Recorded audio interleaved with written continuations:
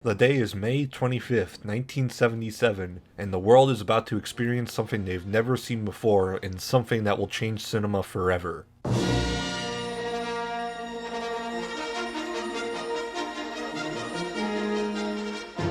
Of course, I'm talking about George Lucas's space opera Star Wars. I don't even have to explain that this was a hit. The movie made over $307 million upon release. Not to mention, it's the 5th highest grossing media franchise of all time. You'd think a movie as historic as Star Wars would be readily available. Don't get me wrong, it is. But there's a catch. While you can go out and buy the movie, you won't get the version that played in theaters. Instead, you get a movie where strange edits were made. A scene with Jabba the Hutt, new additions to Tatooine, and a change so odd it has its own Wikipedia page. This is not the theatrical cut. And Lucas didn't stop there. The other movies weren't excluded from this treatment. A sad fate for a franchise that changed sci-fi forever.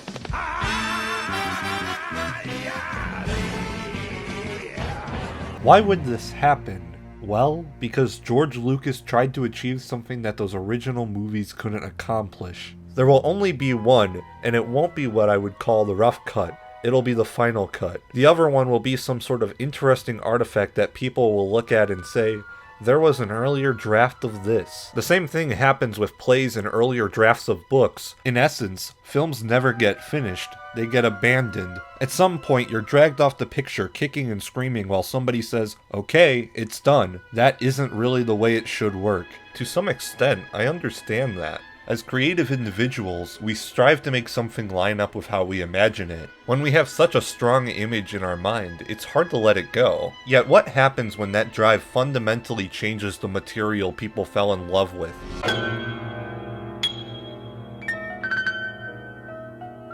It's 1968 and the Mothers of Invention released their third album, We're Only In It For The Money. It's a look at the hippie subculture of San Francisco and the phony people who tried to capitalize on it. At the same time, it's a critique of the conservative attitudes of America. In some ways, it's a wolf in sheep's clothing. The meaning is hidden behind the sounds of the psychedelic bands of the 60s.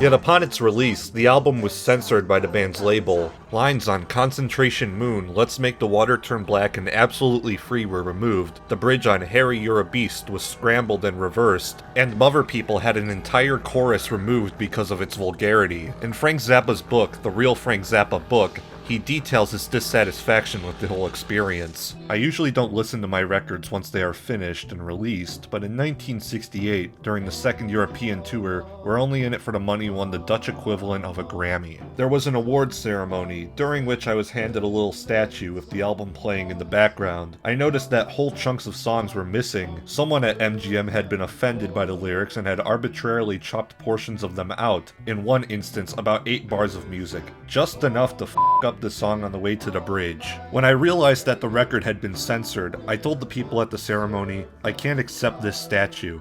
I prefer that the award be presented to the guy who modified the record, because what you're hearing is more reflective of his work than mine. I handed the prize to some people from a countercultural rock publication who desecrated it nicely and put it on display in their office. Years later, in 1984, Zappa would remix the album for the Old Masters box set, restoring the censored sections of the record. So really, what's the issue? The 1984 mix of We're Only In It For The Money is completely different than the original. Zappa got Arthur Barrow and Chad Wackerman to re-record the entire rhythm section of the album. All bass and drums were replaced with a very 80s recording, one that doesn't fit the record at all. Some other differences include the faster tempo on Concentration Moon and Let's Make the Water Turn Black. The album Cruising with Ruben and the Jets was also given this treatment in the box set. The new versions of these records mostly received criticism. According to Zappa, the original masters were in bad shape, yet that wasn't the reason for the re-recording. No, bass and drums added was not a solution to the tape problem. The tape problem had to be dealt with a remix no matter what. The idea of putting digitally recorded bass and drums onto those tracks was a creative decision that I made because I've always felt like this material in We're Only In It For The Money was good material,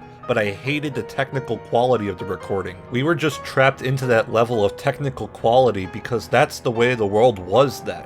I mean, we were virtually using a prototype 8-track machine when that album was done. Zappa also addressed the criticisms of the remix. I would describe any criticism of the addition of drums and bass as something less than a Tempest and a Teapot. If you've got time to worry about that, you really must have too much time on your hands. There's too many other important musical, social, and intellectual problems floating around the country today to give a rat's ass to whether or not I swap the bass and drums and we're only in it for the money. Yet is the change really a Tempest and a Teapot? Is changing the entire feel of the album really such a small detail? Instead of a psych rock album that doesn't want to be around other psych rock albums, it's a strange 80s Frankenstein beast of conflicting ideas. By redoing what wasn't a huge issue, Zappa isolated his fans, and when your music connects with people, that change can impact their view of an entire album. It's not like the idea of a remix is inherently bad. Rush's Vapor Trails was remixed in 2013 and it's quite the improvement. The original release suffered from the loudness war, a trend of compressed mixes during the CD and early digital era. Redoing the album was almost needed.